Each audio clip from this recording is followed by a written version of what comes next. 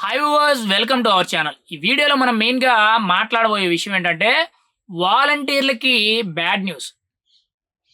వాలంటీర్లకి bad news.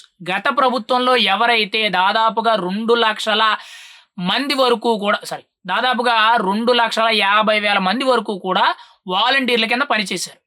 కానీ గత ప్రభుత్వంలో చాలా కీలకమైన దారుణాలు జరిగినాయి. అందులో వాలంటీర్లు కూడా ఒక పార్ట్ అని మనమైతే చెప్పుకోవచ్చు. ఇప్పుడు కూటమి ప్రభుత్వం వచ్చిన తర్వాత వచ్చే ముందు అంటే ఎన్నికల ప్రచారంలో ఖచ్చితంగా మీకు తగిన న్యాయం చేస్తాము, జీతం 10,000కు పెంచుతామన్నారు. మాటిచ్చారు.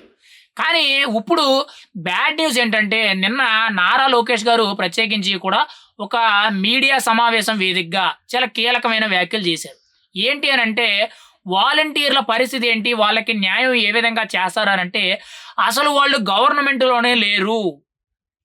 వాళ్ళు ఎక్కడి నుంచి పుట్టుకొచ్చారనే పూర్తి వివరాలనేవి లేవు. వాళ్ళకి ఎలా న్యాయం చేయాలని చెప్పి నారా లోకేష్ గారైతే చెప్పడం జరిగింది. ఆయన చెప్పిన దాంట్లో తప్పు లేదు. ఎందుకనంటే గవర్నమెంట్‌కి సంబంధించి ఏ పని జరిగినా కానీ 100కి 100% ఒక జీవో పాస్ అవ్వాలి. అంటే గవర్నమెంట్ ఆర్డర్ పాస్ అవ్వాలి. కానీ ఇక్కడ గత ప్రభుత్వంలో వైఎస్ఆర్‌సీపీ ప్రభుత్వంలో దాన్ని రెన్యువల్ చేయలేదు. అంటే సంవత్సరానికో, సంవత్సరన్నరకో ఏవైతే ఈ జీవోలు పాస్ చేశారో వాలంటీర్లు తీసుకున్నామని చెప్పి, వాలంటీర్లు అనేవోళ్ళు మెయిన్‌గా ప్రభుత్వంలో ప్రభుత్వ ఉద్యోగుల్లా కాదు. సెపరేట్‌గా ఒక కేటగిరీ కింద వాళ్ళని తీసుకున్నారు. ప్రభుత్వంలో పూర్తిగా కూడా వాళ్ళు ఉన్నట్లయితే, వాళ్ళను పర్మనెంట్ ఉద్యోగుల కింద తీసుకున్నట్లయితే, వాళ్ళకి ఈరోజు ఈ పరిస్థితి అయితే రాకపోదు. గత ప్రభుత్వంలో ఏంటంటే, వాళ్ళు ఉన్న 5 సంవత్సరాలు కూడా వాళ్ళని ప్రత్యేకించి కూడా పెన్షన్లు ఇవ్వడానికి, పార్టీ కార్యక్రమాల్ని ప్రత్యేకించి కూడా వాళ్ళు కండక్ట్ చేసి కార్యక్రమాలన్నీ కూడా అది మేనేజ్ చేయడానికి, మెయిన్‌గా పార్టీ ప్రచారాలన్నీ కూడా ఇంటింటికి తీసుకెళ్లడానికి, పార్టీకి సంబంధించిన కార్యక్రమాల్లో ప్రతి దానిలో కూడా వాళ్ళు ఇన్వాల్వ్‌మెంట్ ఉండే విధంగా వాళ్ళని ఒక ప్రచార కార్యకర్తల కింద ఉపయోగించుకున్నారు. అయితే ఇక్కడ కీలకంగా చూసుకుంటే వాలంటీర్‌లని ఒక రకంగా వైఎస్ఆర్‌సీపీ ప్రభుత్వం అయితే చాలా దారుణంగా వాడుకున్నారు. రూ. 5,000 అని చెప్పి వాళ్ళకి జీతం ఇచ్చి, రూ. 200 పేపర్ అని చెప్పి ఎక్స్‌ట్రాగా ఇచ్చి, ఆ డబ్బులు కూడా సాక్షిలోకే వెళ్ళేటట్టు చాలా పకడ్బందీగా ప్లాన్ చేసుకొని 5,200 వాళ్ళ అకౌంట్‌లేసి 5,000 వాళ్ళు తీసుకొని రూ. 200 సాక్షి పేపర్‌కి ఇచ్చేవాళ్ళు. ప్రతి ఏడాది కూడా జీవో అనేది పాస్ చేసి వీళ్ళు ప్రభుత్వంలో పని చేస్తున్నారు, వీళ్ళకి ఇంతంత జీతాలు ఇస్తున్నామని చెప్పి ఏవైతే జీవోలు ఉన్నాయో అవి చివరి మూమెంట్‌లో జీవోలు అయితే ఇష్యూ చేయలేదు. అంటే వాళ్ళు ప్రభుత్వంలో ఉన్నట్లు, వాళ్ళు ప్రభుత్వం కోసం పనిచేస్తున్నట్లు, వాళ్ళు ప్రభుత్వానికి చెందిన వ్యక్తుల్లాగా గత ప్రభుత్వంలో వాళ్ళ మీద ఒక జీవో అనేది ఇష్యూ చేయలేదు. ఇప్పుడు వాళ్ళకి సంబంధించిన జీవోలేవి కూడా రెన్యువల్ చేయలేదు. అంటే మొదటి 3-4 సంవత్సరాల వరకు కూడా జీవోలనేది ఇచ్చారు.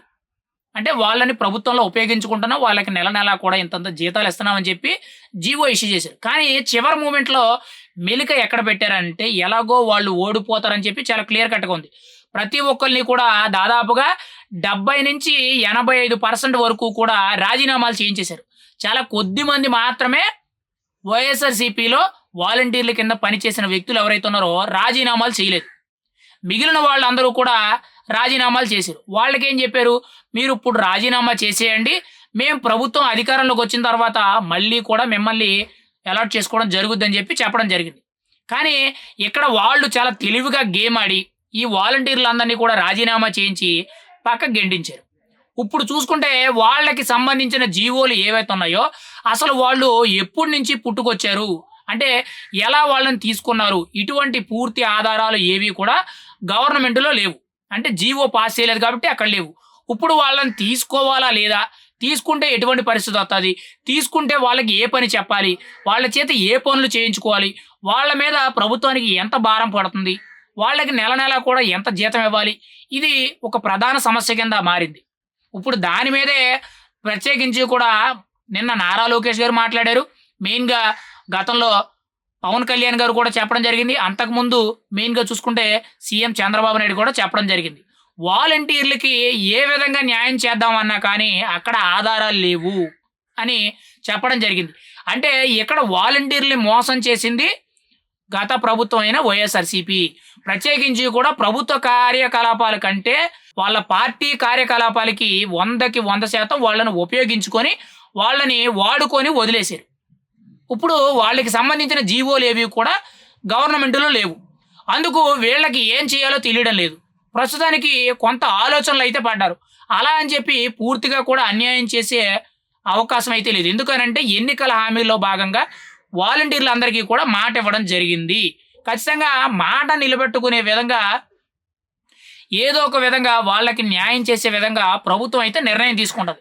కానీ ప్రస్తుతానికి అది జరుగుద్దా? ఎప్పుడు జరుగుద్ది? ఎలా జరుగుద్ది? అనే దాని మీద అయితే క్లారిటీ లేదు.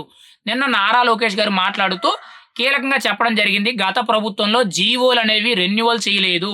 వాళ్ళని ఎప్పటి నుంచి ఎప్పటి వరకు కూడా పదవిలోకి తీసుకున్నారు. వాళ్ళ పుట్టు పూర్వోత్తరాలు ఏవి కూడా గవర్నమెంట్‌లో లేవు అని చెప్పి చెప్పడం జరిగింది. వాళ్ళు గవర్నమెంట్ ఎంప్లాయీస్ లాగా గత ప్రభుత్వం తీసుకోలేదు.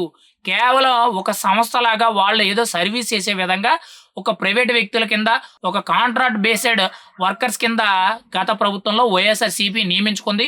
అవసరం దాటిపోయిన తర్వాత బయటకి గెంటేసింది. ఇది వాస్తవం. మరి ఇక్కడ చాలామంది ఏదైతే అపోహ పడుతున్నారో వాలంటీర్‌లని కూటమి ప్రభుత్వం మోసం చేస్తుందని చెప్పి ఎవరైతే అనుకుంటున్నారో వీళ్ళందరూ కూడా గత ప్రభుత్వం మోసం చేసిందని చెప్పి వాళ్ళు తెలుసుకోవాలి.